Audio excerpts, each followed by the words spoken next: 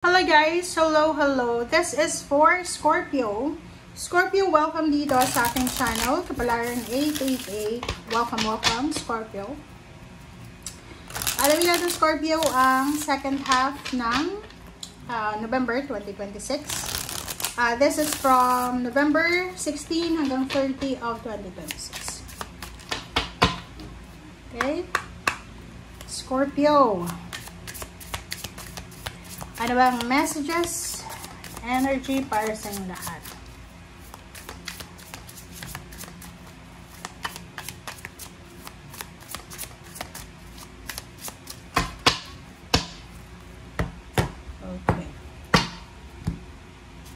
Okay, first card natin, Scorpio, is Nine of Pentacles.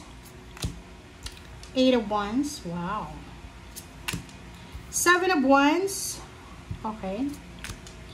Six of Pentacles. I hope na maganda yung alignment niyo. Ace of Cups. Eight of Swords. Okay. Okay, Scorpio. Tingnan mo. Kung makikita mo sa baraha mo yan, unahin natin dito sa Nine of Pentacles. Sinasabi ng baraha sa'yo na there's a good news. There's a good news, magandang balita na darating sa'yo na pwedeng magdala sa'yo ng financial success. Posibleng makatanggap ka ng early bonus. 'Di ba? Or pwedeng may mag-offer sa'yo ng additional income, parang ganon. Kasi Six of Pentacles to eh. Ibig sabihin, there's someone, okay, pwedeng makatanggap ka ng regalo. Or there's someone sa paligid mo, connection, kakilala connection, na sobrang generous eh. 'Di ba? Sobrang generous, ibig sabihin, may isang tao na pwedeng mag-share ng blessing sa'yo, pwedeng magpautang sa'yo, mag-cash advance, pwedeng may isang tao na bibigyan kanya, yun nga, bonuses, payments, payouts, parang ganon. And, ang taong ito ay posibleng makakatulong siya sa'yo para matupad mo yung mga pangarap mo financially.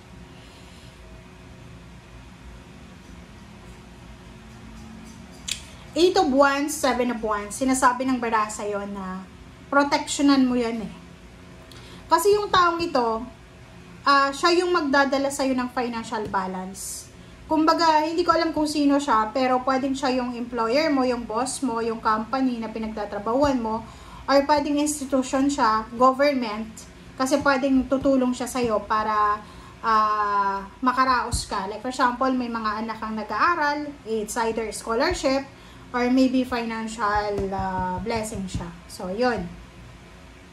Etong Nine of Pentacles na to, this is your dreams, this is your financial dreams. Meron kang minamanifest eh, na parang sinasabi mo na, this November or this December, dapat kailangan ko ng ganito ganyan, makaipon ako ng ganyan. So, isa sa pwedeng dito is alahas. Pwedeng alahas, pera, or ari-arian, parang gano'n. So, nakikita ko sa'yo dito na isang tao ang pwedeng makatulong sa'yo para makuha mo kung ano ito na gusto mong mangyari sa buhay mo financially.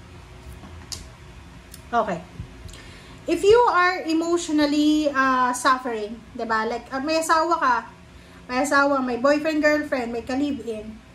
Sinasabi ng baraha dito na posible, okay? Posible na meron kayong pinag-aawayan. Yung parang in a relationship ka, pero feeling mo stagnant kayo. Yung parang feeling mo hindi ka masaya, or parang feeling mo nasasakal ka na. And this week, last 2 weeks siya ng November, may oportunidad na isang tao ang papasok sa buhay mo. Pwedeng may tao na mag-o-offer sa'yo ng love life, may mag-o-offer sa'yo ng financial help, and ang kapalit nun is kailangan mong makipaghiwalay sa current relationship mo. Hindi ko alam kung bakit ganon yung lumabas sa energy mo. Okay, so let's check. Nakakaloka.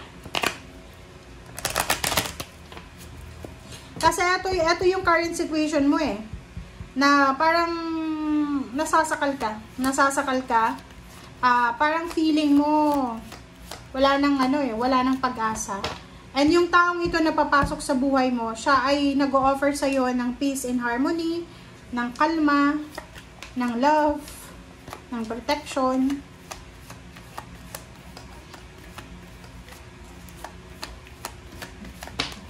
Alright. Occupation. So, nakikita ko sir dito, meron ditong Scorpio na sobrang busy sa 2 linggong ito sa trabaho. Araw-gabi kang nagtatrabaho.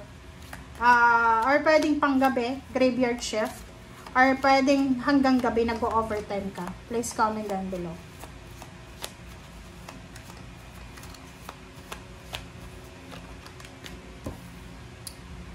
Okay. Kaso lang, nakikita ko sa'yo dito na isang medyo may edad na ang posibleng magkakaroon ng problema. Maybe senior citizen na to eh. So, isang may edad na pwedeng lalaki or babae, senior citizen na siya, na pwedeng siya ay magkakaroon ng problema. Pwedeng siya ay may sakit or pwedeng siya ay merong problema sa buhay na kailangan yan ng tulong mo, ng serbisyo mo, kaya sobra kang kailangan mo magpuyat eh. Maybe this is your parents, this is your lolo, lola, na kailangan mong alagaan sa gabi kasi kailangan niya ng suporta ng service. Meron siyang problema.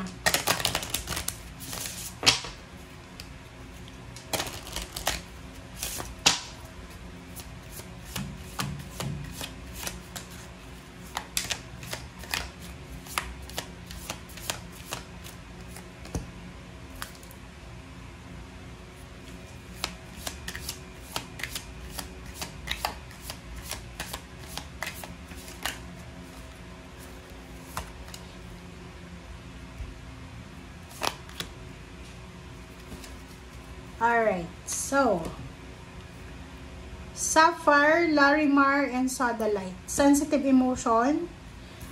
Okay, so eto, sinasabi ng bara sa'yo dito na your health, happiness, and abundance require a gentle approach to life and work. So, kaya pala.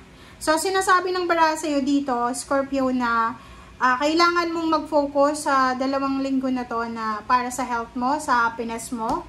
Kasi pwedeng sa sobrang workaholic mo ay pwede kang magkaroon ng mas pwedeng sumama yung pakiramdam mo dahil sa sobrang trabaho.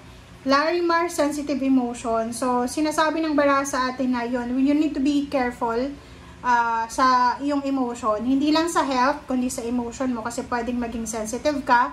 Be gentle, love yourself, parang ganon. And socialize or join in. Yun, kailangan mo daw na hanapin or kailangan mo lang na tanggapin yung healthy and supportive na connection, friendship, kasi hindi maganda yung papapasukin mo yung toxicity sa buhay mo. Okay? Thank you guys. Bye!